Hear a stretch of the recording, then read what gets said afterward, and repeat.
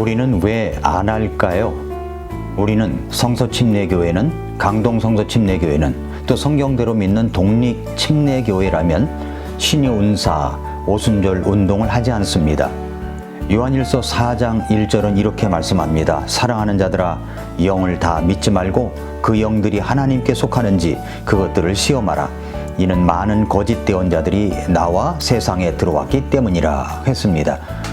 성경은 영을 다 믿지 말라고 경고하십니다. 오순절 운동, 신유 운사 운동 모두 하나님께 속한 것인지 시험해 봐야 합니다. 왜냐하면 세상엔 거짓 목사들이 너무나 많기 때문입니다.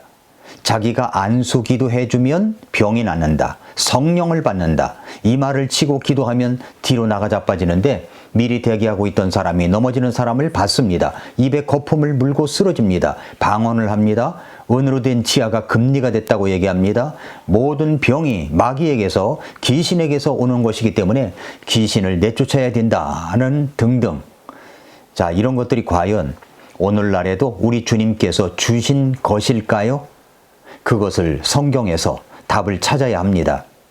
예수님 당시의 사람들은 이렇게 말했습니다. 마태복음 12장 38절에 선생님이여 우리가 선생님에게서 나오는 표적을 보기 원하나이다. 오늘날도 이런 이야기를 많이 듣습니다. 사람들은 기적을 원하고 있습니다. 정말 내가 어려움에 빠지면 기적 같은 일들이 일어나기를 바라고 있습니다. 아니, 사람들은 그보다 먼저 신비한 초능력을 직접 보려는 욕망에 사로잡혀 있다고도 볼 수 있습니다. 예수님께서 그렇게 요구하는 세대에게 이렇게 단호하게 말씀하십니다.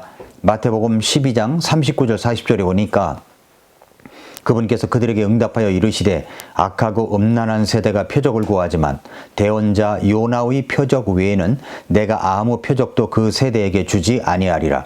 요나가 밤낮으로 사흘 동안 고래 뱃속에 있었던 것 같이 그렇게 사람의 아들도 밤낮으로 사흘 동안 땅의 심장부에 있으리라 라고 했습니다. 주님은 악하고 음란한 세대가 표적을 구한다고 말씀합니다. 여기서 표적이라는 말은 그리스어로 세메이온이라는 말인데 이것은 표시, 드러남 등을 의미합니다. 바인이 쓴 성경 단어 강해 사전에서 이 단어를 이렇게 설명했습니다. 이 표적이라는 단어는 신성의 권세나 권능의 표시로서 일어난 기적적인 일들의 표적, 마크, 드러남, 표시 등을 의미한다. 예를 들어 고린도전서 1장 22절에 보면은 유대인들은 표적을 구한다는 말씀이 있는데 이것은 사도들 역시 예수님처럼 유대인들로부터 똑같은 요구를 받았음을 보여준다라고 했습니다. 초기 교회 시대에는 예수님께서 제자들에게 이런 기적들을 일으키실 수 있는 능력을 주셨습니다. 그러나 이 같은 기적을 행하는 것들은 점차로 없어지기 시작했습니다. 그것은 믿음과 보는 것, 이것이 함께 공존한다는 것이 비생산적이라는 것이 드러났기 때문입니다. 히브리서 11장 6절 잘 아는 말씀이죠. 믿음이 없이는 하나님을 기쁘게 할 수 없다고 하셨기 때문에 주님은 우리가 보지 않고도 믿는 믿음을 원하셨습니다. 믿음은 바라는 것들의 실체여 보이지 않는 것들의 증거입니다. 그렇기 때문에 믿음은 기적과 함께 서는 것이 아니라 홀로 서 있어야 하는 것입니다. 그런데 사탄은 그렇지 않습니다. 사탄은 초자연적이며 신비한 기적들을 신비한 생산품인 양 포장하고 다가옵니다. 사람들은 늘상 초능력, 기적, 신비를 요구합니다. 그런 요구에 부응하기라도 하듯이 표적을 구하는 요구를 쏟아냈습니다. 어느 특정한 사람을 통해서 일어나는 병고침의 기적과 그리고 성령 침례와 성령 세례라고도 하죠. 성령 충만. 이 두 가지를 알면 오순절 신비주의가 왜 성경적이지 않은가를 알 수가 있습니다.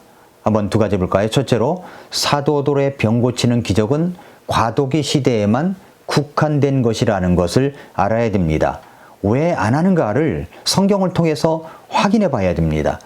예수님께서 제자들에게 주신 마지막 말씀이 마가복음 16장과 마태복음 28장에 각각 기록되어 있죠. 그런데 마가복음 16장 15절부터 18절에서의 말씀과 마태복음 28장 16절부터 20절 말씀에는 차이가 있습니다. 먼저 마가복음 16장 15절부터 18절을 보면은 그분께서 그들에게 이르시되 너희는 온 세상으로 가서 모든 창조물들에게 복음을 선포하라. 믿고 침례를 받는 자는 구원을 받을 것이나 믿지 않는 자는 정죄를 받으리라. 믿는 자들에게는 이런 표적들이 따르리니 곧 그들이 내 이름으로 마귀들을 내쫓고 새 언어들로 말하며 뱀들을 집어 올리고 어떤 치명적인 것을 마실지라도 해를 받지 아니하며 병든 사람에게 안수하면 그 사람들이 나오리라 하시더라 라고 했습니다. 이 말씀에서 사도들은 복음을 전하면서 어떤 치명적인 것을 마실지라도 해를 받지 아니하며 라는 것을 제외하고는 다 행했던 것들입니다. 그런데 이것은 사도들이 이방인에게 복음을 전하기 위한 표징들이었다는 사실입니다. 지금 이 시대에도 그때처럼 똑같이 일어나는 기적들이 아닙니다. 믿는 자들에게 표적들이 따라오는데 그것이 다 똑같이 이루어진다면 이 말씀 그대로 다 일어나야 할 것입니다. 이 말씀은 마가복음 16장 20절 말씀에서 더 확실하게 드러내 보여주고 있습니다. 그들이 나가 모든 곳에서 복음을 선포하며 주께서 그들과 함께 일하시며 따르는 표적들로 말씀을 확증해 주시니라 말씀했습니다. 사도 바울을 포함해서 사도들이 이런 표적들을 행함은 이방인들을 설득하기 위한 것이고 복음을 통해 약속하신 구원을 확증하기 위한 것이기 때문에 그 목적이 달성되었을 때는 이것이 없어진 것입니다. 이제는 더 이상 이것들이 복음을 확증하거나 말씀을 선포하는 사역을 확증하는 일에 더 이상 필요하지 않습니다. 왜 그렇습니까? 우리에게는 이제 하나님의 온전한 말씀이 있기 때문입니다. 2000년 동안의 역사를 볼 때 하나님은 신유 은사나 기적, 병고침 이런 것들로 복음이 전해 내려온 것이 아닙니다. 오직 하나님의 말씀을 통해서 복음으로 전해 내려온 것입니다. 사도 바울이 쓴 디모데 전서나 후서에 보면 디모데나 디로비모가 병들었다는 것을 알 수가 있습니다. 만약에 신유 은사나 안수에서 낳는다면 사도 바울이 그 제자들을 안수하지 않았을까요? 사랑하는 제자들인데요. 사도 바울은 디모데에게 이렇게 말합니다. 디모데전서 5장 23절에 더 이상 물만 마시지 말고 네 위장과 잦은 병을 위해 포도즙을 조금 쓰라 라고 했고요. 디모데 후서 4장 20절에 보니까 에라스도는 고린도에 머물러 있으나 드르비모는 병들어서 내가 밀레도에 남겨두었노라 라고 했습니다. 만일 안수에서 병을 고치는 기적이 일어났다면 사도 바울은 왜 디모데에게 권면만 하고 드르비모는 그냥 남겨둔 채 떠났을까요? 저는 지금도 병을 고치는 기적은 일어난다고 믿습니다.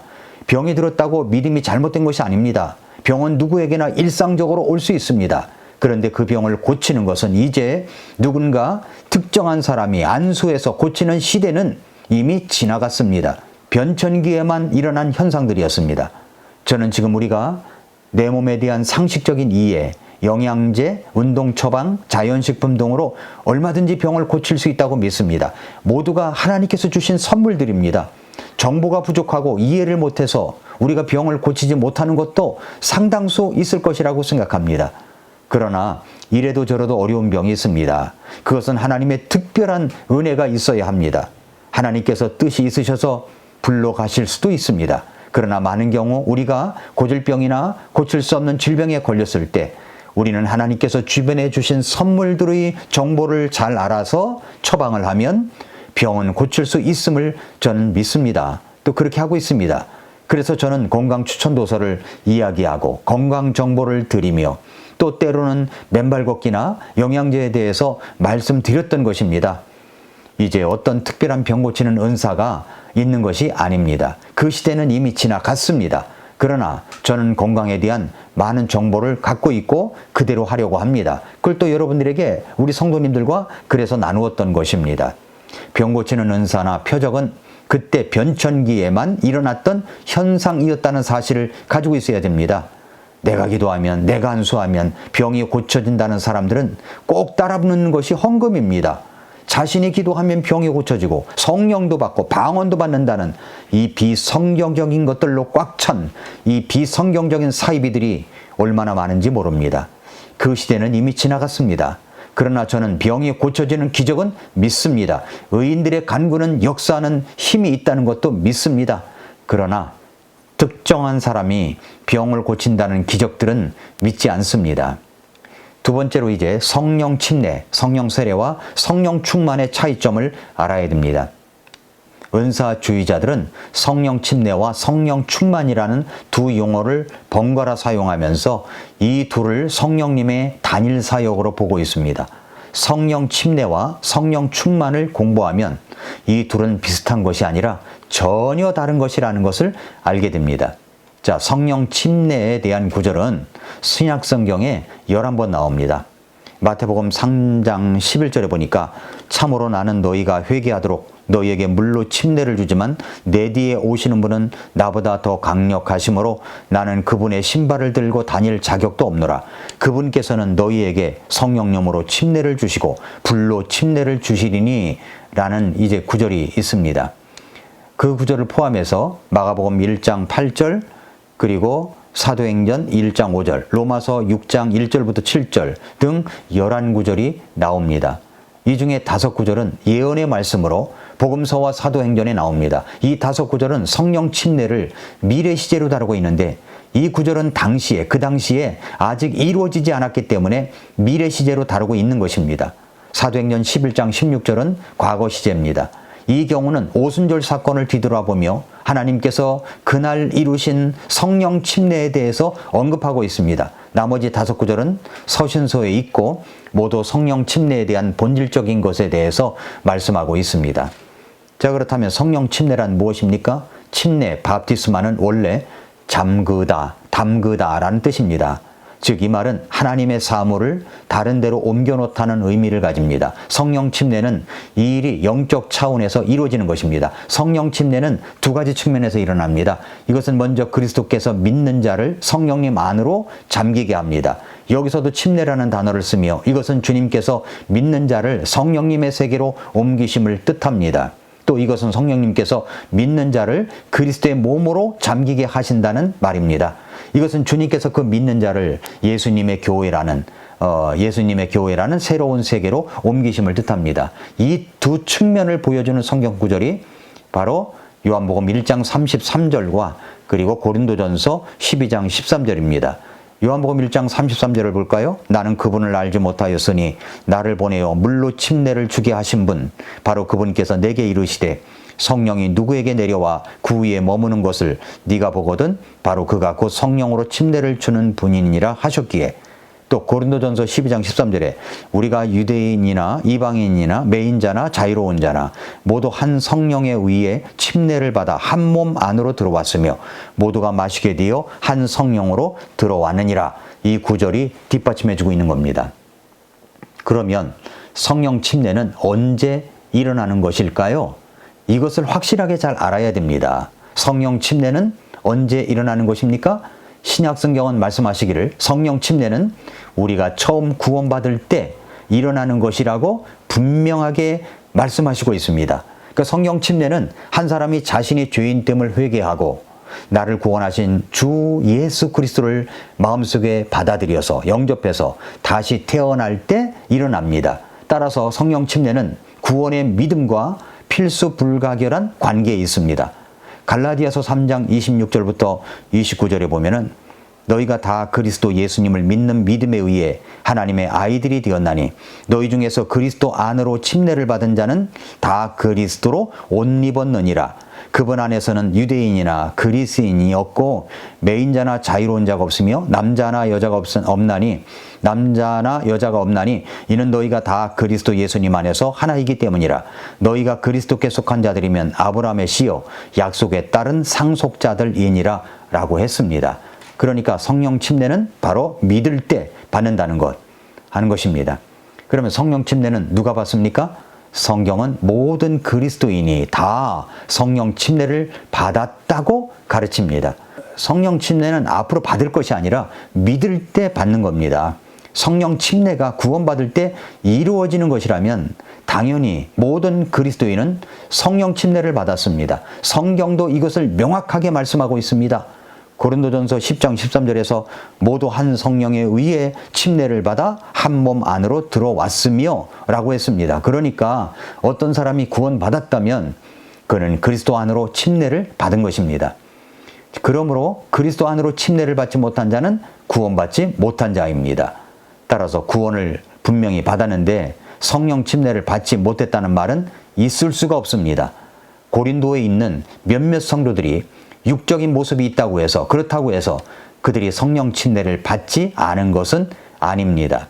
그러므로 이제 또 하나 봐야 될 것은 뭐냐면 성령 침례를 사모한다는 말은 모순입니다. 성경은 성령 침례를 추구하라는 말씀이 없습니다. 그 같은 언질도 없습니다. 그것은 이미 구원받은 자라면 모두 성령 침례를 받았기 때문입니다. 성령 침례는 구원받는 순간 이루어진 것입니다. 따라서 죄 용서함을 받고 구원받은 사람이라면 누구나 모두 성령 침례를 받은 상태 속에 있는 것입니다. 그런데 은사주의자들은 안수기도를 통해서 성령 침례를 받을 수 있는 것이냐 이야기하고 있습니다. 엉터리입니다. 이건 잘못된 것입니다. 그 안수기도를 받아 성령 침례를 받은 증거로 방언하는 것이라고 또 말을 합니다. 이것도 바로 잘못된 가르침입니다. 거짓 가르침입니다. 신비주의, 오순절 운동은 이런 것과 깊은 관계가 있습니다. 성경 말씀을 잘못 오역하여 가르치고 은사주의, 신비주의 운동으로 성도들을 혼돈 가운데 몰아넣고 있는 것입니다. 성령 충만에 대해서는 제가 다음 시간에 자세하게 풀어보겠습니다. 사랑하는 성도 여러분, 올바른 말씀과 진리 안에서 성경을 바라보며 성경 말씀대로 믿고 살아간다는 것은 복된 일입니다. 오순절 성령 운동, 은사주의, 신비주의는 전혀 성경적인 것이 아닙니다. 우리는 오순절 성령운동, 은사주의, 신비주의를 하지 않습니다. 오늘도 미라클 모닝입니다.